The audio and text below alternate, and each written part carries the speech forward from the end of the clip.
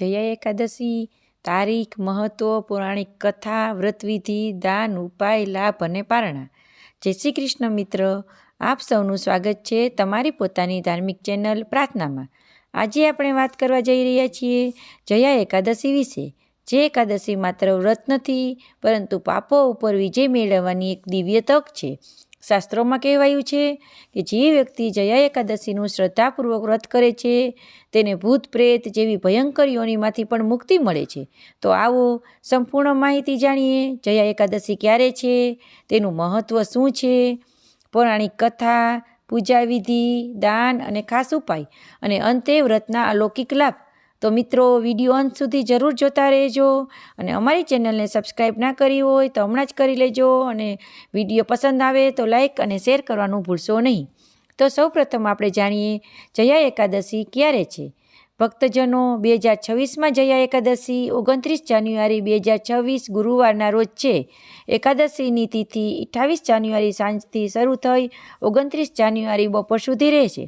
અને તેના પારણા 30 જાન્યુઆરી 2026 સવારમાં દ્વાદશી તિથિમાં કરવું શ્રેષ્ઠ માનવામાં આવે છે.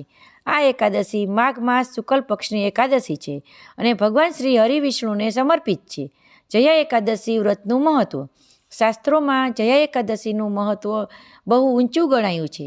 કહેવાય છે કે આ વ્રત કરવાથી પાપોનો નાશ થાય છે, ભય દૂર થાય છે, મન શાંત થાય છે અને અંતે મોક્ષનો માર્ગ ખુલ્લા થાય છે. જયા શબ્દનો અર્થ છે વિજય, અર્થાત કે દુઃખ ઉપર વિજય, પાપ ઉપર વિજય, ભય ઉપર વિજય અને અંધકાર ઉપર પ્રકાશનો વિજય.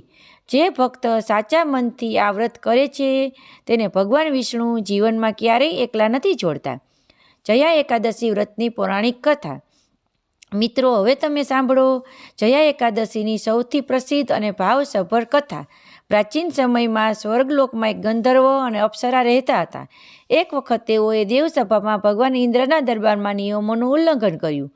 ભગવાન ઇન્દ્રના શાપથી તેમને સ્વર્ગમાંથી પૃથ્વી પર ભૂત યોનિમાં જન્મ લેવો પડ્યો.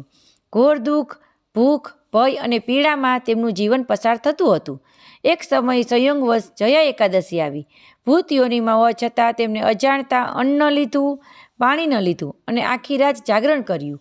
આ રીતે તેમને જયા એકાદશીનું વ્રત થઈ ગયું. બીજા દિવસે ભગવાન શ્રી વિષ્ણુ પ્રગટ થયા અને કહ્યું, તમે જયા એકાદશીનું વ્રત કર્યું છે, આથી હવે તમારું પાપ નાશ પામ્યું. તુરત જ તેમને ભૂત યોનિમાંથી મુક્તિ મળી અને ફરી સ્વર્ગલોકના પ્રાપ્ત થયા. આથી કહેવાય છે કે જયા એકાદશી પાપનાશીની એકાદશી છે. હવે આ વ્રતની પૂજા વિધિ જાણશું. ભક્તજનો, જો તમે જયા એકાદશીનું વ્રત કરો છો તો આ રીતે અપનાવો. સવારે બ્રહ્મ મુહૂર્તમાં સ્નાન કરવું, સ્વચ્છ પીળા અથવા સફેદ કપડાં પહેરવા, ઘર કે મંદિરમાં શ્રી વિષ્ણુ ભગવાનની સ્થાપના કરવી.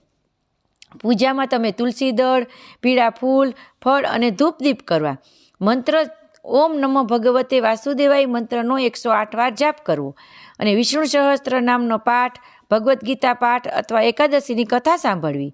અને રાત્રે શક્ય હોય તો જાગરણ કરવું, ભજન, કીર્તન અને નામ સ્મરણ કરવા. દાન અને ખાસ ઉપાયો. જયા એકાદશી પર દાનનું વિશેષ મહત્ત્વ છે. બ્રાહ્મણોને અન્નદાન, ગરીબોને કપડાં, ગાયને લીલું ઘાસ, જરૂરિયાતમંદોને દક્ષિણા. ખાસ ઉપાય છે કે પીળા વસ્ત્ર ધારણ કરવા, તુલસીજી પાસે દીવો પ્રગટાવો અને નારાયણ નામનો સતત સ્મરણ કરતા રહેવું.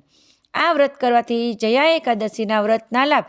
જીવનમાં ભય દૂર થાય છે, અટકેલા કાર્ય સફળ થાય છે, પરિવારમાં શાંતિ આવે છે, આધ્યાત્મિક ઉન્નતિ થાય છે અને અંતે મોક્ષની પ્રાપ્તિ થાય છે. ભક્તજનો, જો તમને આ માહિતી પસંદ આવી હોય તો વિડીયોને લાઈક કરો અને શેર કરો અને પ્રાર્થના ચેનલને સબસ્ક્રાઈબ કરો. બેલ આઇકન જરૂરથી દબાવો, જેથી દરરોજ આવતા નવા ભજન, વ્રતકથા, ઉપાય, વાસ્તુ અને જ્યોતિષ સંબંધિત વિડીયો સૌપ્રથમ તમને મળતા રહે. આ વિડીયો તમારા પરિવારજનો, મિત્રો અને સનાતન ધર્મના શ્રદ્ધા ધરાવતા સૌ સાથે શેર કરો, જેથી આ દિવ્ય જ્ઞાન વધુ લોકો સુધી પહોંચી શકે. તમને કોઈ પ્રશ્ન હોય, કોઈ વિષય પર વિડીયો જોવો હોય અથવા તમારી ભાવના વ્યક્ત કરવી હોય તો કમેન્ટ કરીને જરૂર જણાવો. તમારા દરેક કમેન્ટ અમારા માટે પ્રેરણા છે. ઈશ્વર આપ સૌને સુખ, શાંતિ, આરોગ્ય, સમૃદ્ધિ આપે તેવી પ્રાર્થના સાથે ફરી મળીશું આગામી ધાર્મિક વિડીયોમાં. જય શ્રી હરિ, જય માતાજી.